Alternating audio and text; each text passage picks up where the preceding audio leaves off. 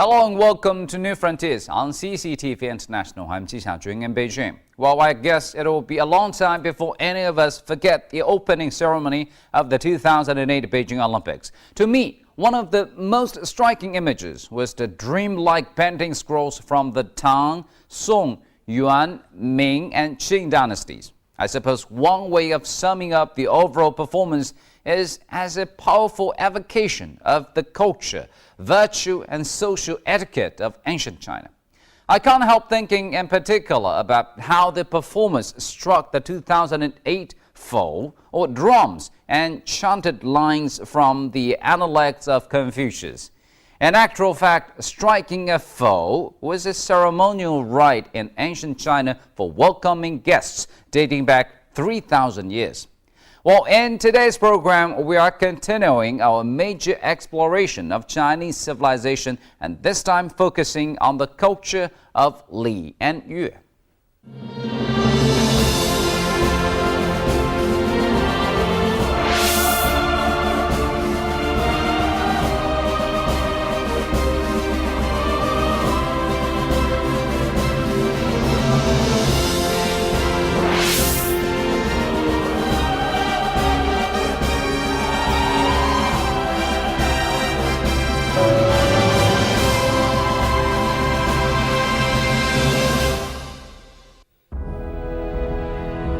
Unlike other parts of the world where the rise of bronze culture can be seen in the development of weapons and tools for practical use, the bronze culture of ancient China was centered on religious activities. In their governing of the country, and for that purpose, the rulers of the Western Zhou dynasty during the 11th century BC devised rigid rules about the use of these ritual bronze objects. In the process, two abstract concepts emerged, Li and Yue. While Li translates into English as behavior code and social etiquette, the term Li implied much more than this phrase suggests, and Yue, which translates as music, covered a wider range than suggested by the word music. The strong belief in Li and Yue distinguished ancient Chinese civilization from any other in the world, and the social norms and protocols that were born out of them were passed down through history to be followed by later generations, even to the present day.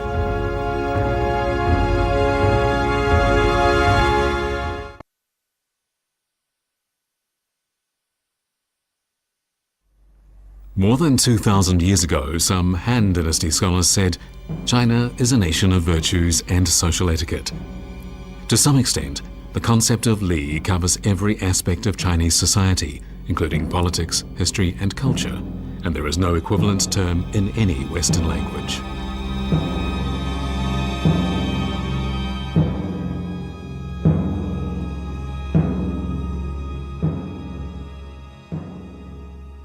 中国是礼乐之国啊，礼仪之邦，可以说是从中国文明开始萌芽形成的时候起，就带有这种以礼乐制度作为它特色的这样一种现象中国人所讲的礼仪，实际上呢是非常之广泛，它体现了社会的结构和社会的种种特点，也体现了社会的统一性和普遍性。那么在这些方面说起来的话呢，和其他的国家呢，确实有些很大的不同。我们中国所谓的礼仪是吧，和外国的一般的讲的这个形式的一些个礼仪，其实意义也不完全相同。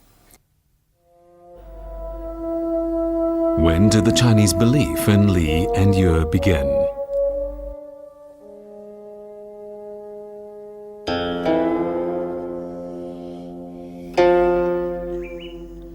To trace the beginnings, we have to go back more than 4,000 years to the era of Yao and Shun, two rulers in ancient antiquity.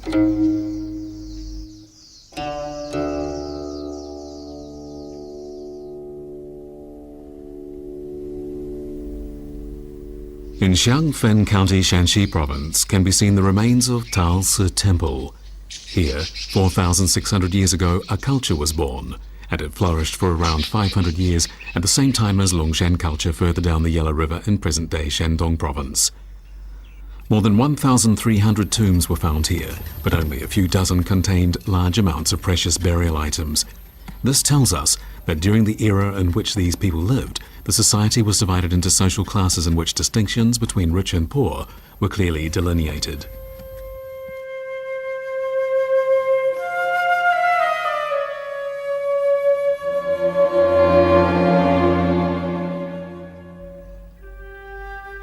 These color pottery objects found among the Taosi relics marked the social status of their owners.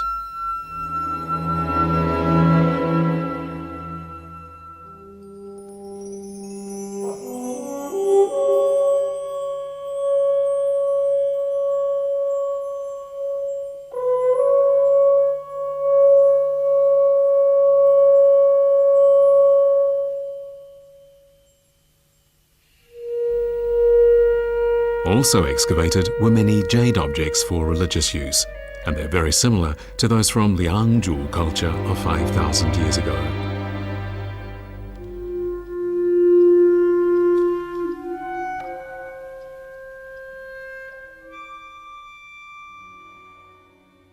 有的墓葬里，除了刚才我们说到了有些礼乐性质的这个器物，你比方说它有这个古书叫土鼓啊，土鼓就是用陶制成的一种鼓，是吧？它那鼓呢很高，是个柱形的，是吧？上面用鹅鱼皮啊，这个就短吻鹅啊，就是一种这个鹅鱼皮上蒙面这样的一种乐器。这种乐器你可以看到，它一定有一定的礼仪的性质。 是吧？你比方说他出的这个陶盘中间的这个大家都看得非常有名的，它中间画了一条盘龙，是吧？那么龙这种这个动物，它本身并不是自然界存在的，是吧？它是呢当时的人的一种信仰神话的一种聚集物，带有很重要的这个信仰的意义。 所以这些方面，我们都看到这个礼仪的发展在当时不但是萌芽，而且已经到了一定的这个高度了那么一直为这个商周时期的高度发展的礼仪制度呢打下一个很好的基础。 Cultural features of the Yellow River and Yangtze River areas can be seen in the Taosi relics. Among them are sets of large objects for use at funeral and religious ceremonies.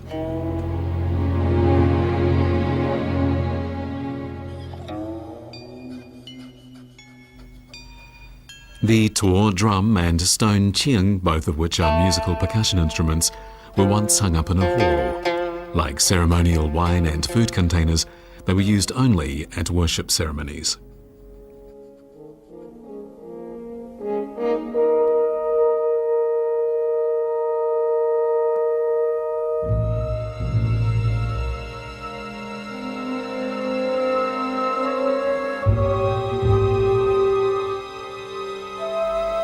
As was the case with worship ceremonies in ancient China, there were strict rules for the use of li and yue objects.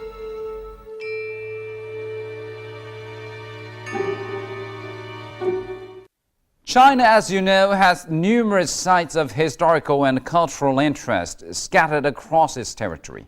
Many of them are associated with ancient religious practices. In October 2000, archaeologists made their way to the site of the Changzi Shan relics in Chefeng in Mongolia. To contemporary people, this large site with its many stone and earthen enclosures seems quite eerie. Astonishingly, in the ancient past, the central area of this site covered 6.6 thousand square meters.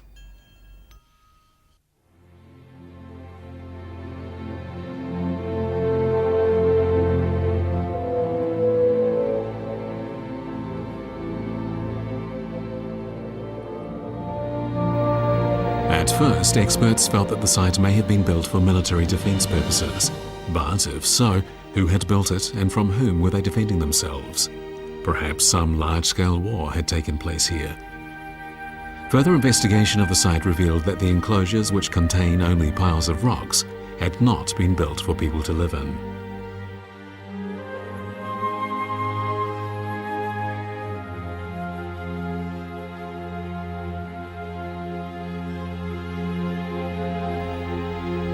Had this place, called by the locals the Ancient Castle, been a place of worship for some ancient kingdom in China's north?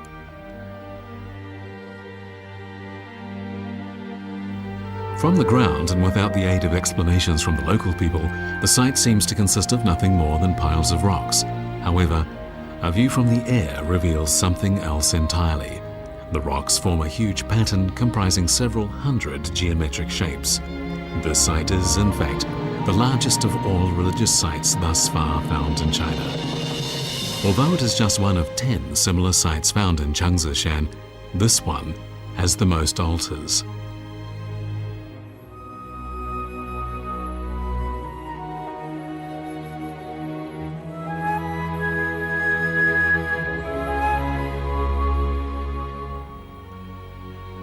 This religious site was in use some 4,000 years ago, about the same time as the Xia dynasty.